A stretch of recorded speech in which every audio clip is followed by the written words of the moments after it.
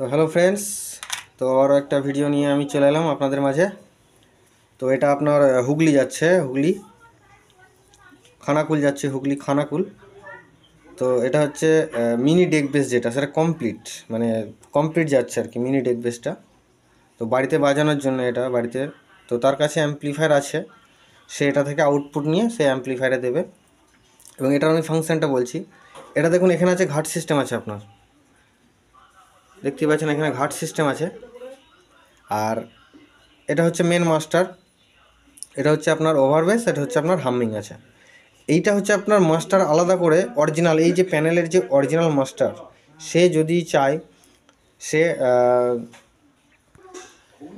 এই প্যানেলের যে অরিজিনাল আউটপুটটা তার জন্য একটা আলাদা করে, যদি সে যখন চোং বাজাবে তখন সেই আউটপুটটা এখানে দেওয়া আছে মাস্টার হয়ে, সে একটা মাস্টার রেখে দিতে বলেছে। এটা থেকে এখানে সকেটটা দেখতে পাচ্ছেন, এটা হচ্ছে আপনার ডেক বেস যে বক্সের আউটপুটটা হচ্ছে আপনার, মানে ডেক বেস হয়ে আপনার আউটপুটটা হবে। আর এই প্যানেলের অডিওর ডাইরেক্ট আউটটা আপনি এখানে পাবেন, সেটা মাস্টার হয়ে। সে এখান থেকে হয়তো সে আলাদা কোনো ডিভাইস ইউজ করতে পারে সে চোং বাজানোর জন্য, বা টুইটার সে আলাদাভাবে সে বাড়িতে ছোটোখাটো কিছু ডিভাইস দিয়ে সে বাজাবে, আলাদা একটা আউটপুট সে করে দিতে বলেছে। সে অরিজিনাল সাউন্ডটা যেন সে মাস্টার হয়ে যেন আউট করতে পারে। সে যা কিছু কন্ট্রোল করবে সে এখানে করবে। তার কাছে যে অ্যাম্পলিফায়ারগুলো থাকবে, সামনে রাখা থাকবে, তাতে সে অটো করে রাখবে, সে যতটা ভলিউম দেওয়া রাখবে, এখানে সে কন্ট্রোল করবে, চং লাইন হোক বা বক্স লাইন হোক, এই সিস্টেমে সে করতে বলেছে। ভিতরকার ফাংশনটা আমি দেখিয়ে দিচ্ছি। এটা হচ্ছে মিনি ডেক বেস বোর্ড যেটা, তো সেটা তো এটা চলুন টেস্টিং নেব আজকে। তো আমি দুটোই দেখাবো, দুটো আউটপুট আছে, তো সেটা দুটোই আমি দেখাচ্ছি। তো চলুন।